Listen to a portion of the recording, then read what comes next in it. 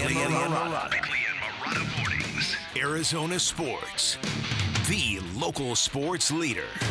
Bickley Blast. The Suns won more than a basketball game on Wednesday night. They left the city of Dallas with a pound of flesh. Horse flesh, if you will.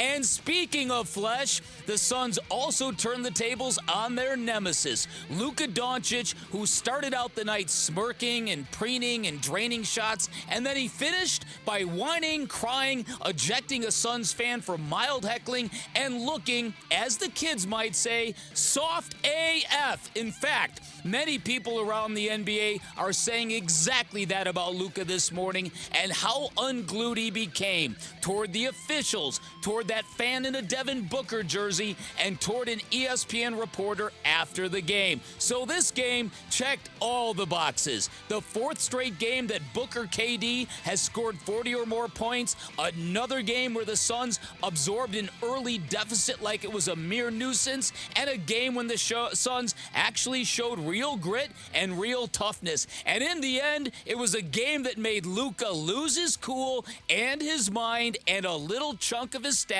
And for basketball fans in the Valley, that is the chef's kiss. Mwah! Perfection.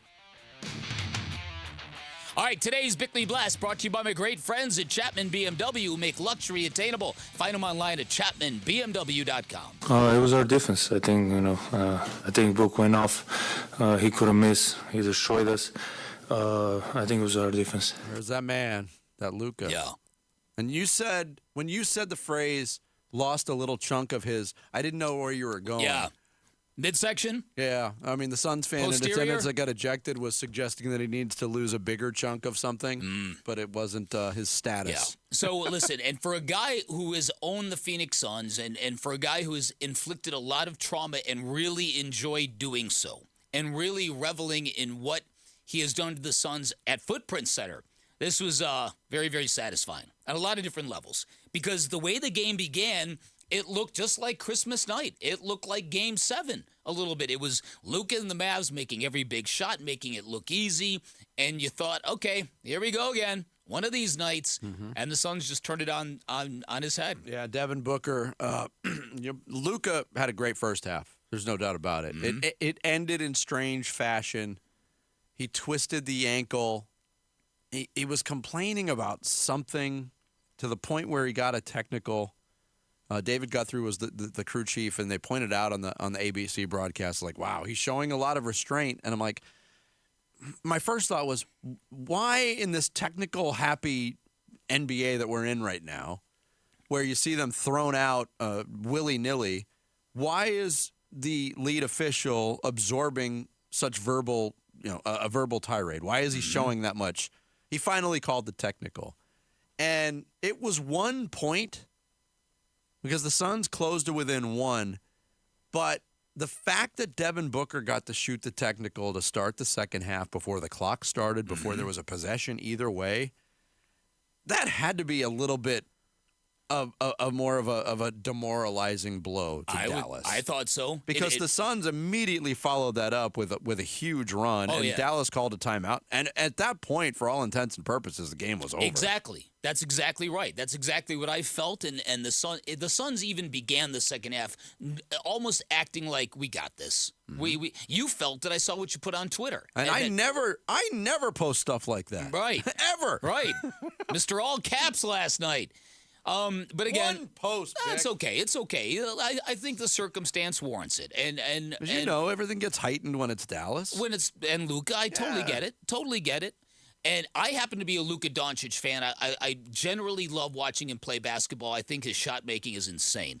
But I cannot stand the whining and the obsession with the officiating. You know this, people who know me, I across the board, I can't stand it. I don't watch sports to watch grievance broadcasts of just constant complaining about officiating. It takes away from the beauty of what we're actually supposed to be enjoying. And Luka's terrible at it. And Jason Kidd knows it, and Jason Kidd doesn't know how to control it. Nobody knows how to control it. And so last night the refs had enough, and they said, okay, dude, boom, you're teed up. And just whatever. To me, I like basketball teams to be hardcore. That's part of the reason I love KD as much as I do. He just takes care of his business, understands the refs are going to get a good chunk of calls right. They're going to get a good chunk of calls wrong, and that's just the way it goes in basketball. And he doesn't let it get into his kitchen too much.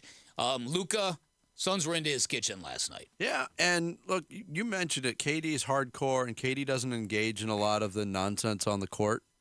But when that happened, that little incident happened with Grant Williams in the first 4 minutes of the game, KD showed a little bit more fire than what you're used to seeing. I agree. And this was the way it sounded. Grant Williams fouling KD, standing over him, Yusuf Nurkic coming in and flat out admitted it, pushed him from behind. As he put it, I saw a fake tough guy, and I pushed him over. But this is the way it sounded with John Bloom and Tim Kempton on the call on the Suns radio network. 8:05 to play in the first. Beal into the forecourt. Durant gets knocked down again by Williams, and again a foul, and now Durant and Williams get tied up and bump each other chest to chest. Williams does what Williams does. He walks over the top of Kevin after the foul, which ought to be called right away by the officials. KD pointing at Grant Williams now, clearly frustrated, and you don't see this type of emotion from Kevin Durant all that often. Yeah, Williams knocked him down, and then as he was questioning the official, he walked over the top of Kevin Durant, which is a very, if you want to say, Bush League move by Grant Williams. Players know that you don't walk over the top of another player while they're laying on the ground. Just a lack of respect. Just an absolute lack of respect. You're going to do that to one of the greatest that's ever played. And that's all he's trying to do is get under his skin, because he knows he can't defend him or slow him down. Yeah, and I think that's a perfect description from Tim and John on that. I agree. And I also think the reaction after the game from the Suns with what Nurkic said and what Devin Booker told Tom and Tom on Arizona's Family Sports, hey, Grant Williams didn't want to play basketball tonight. He was into the antics. Yeah. That's a clear indication of what the league thinks about Grant Williams. And there was even reports late in his time in Boston that even the Celtics players were like rolling their eyes at Grant Williams a little bit. He's an irritant. He takes it to the extreme. And I thought Grant Williams, that wasn't even the big mistake. What happened when the game was still in the balance in the early stages of the third quarter, the Suns had opened up an 8-point lead, and Nurkic backed down Grant Williams. He flopped. He didn't get called for the flop. They called the foul on Williams, and Nurkic made a shot to put the Suns up 8. Second technical on Williams. That's when the wheels completely fell off Dallas. Oh, yeah. And if I'm a Mavericks fan, I'm looking at Grant Williams saying, what are you doing? That game was still salvageable for them at that point. And you get thrown out of a game when your team is already shorthanded without Kyrie Irving.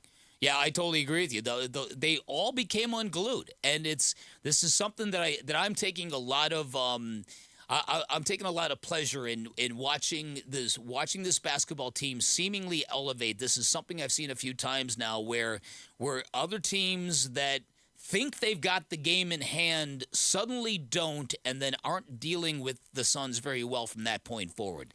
And that, to me, that's when the game gets between the ears. And if you have that advantage as a basketball team, and maybe that comeback against Sacramento locked that all into place, that doesn't matter. We're down 20. We can shoot ourselves back into this game. And they have. Thanks for watching Bickley and Marotta. Click to see the latest Bickley Blast and hit the button in the middle to subscribe to Arizona Sports.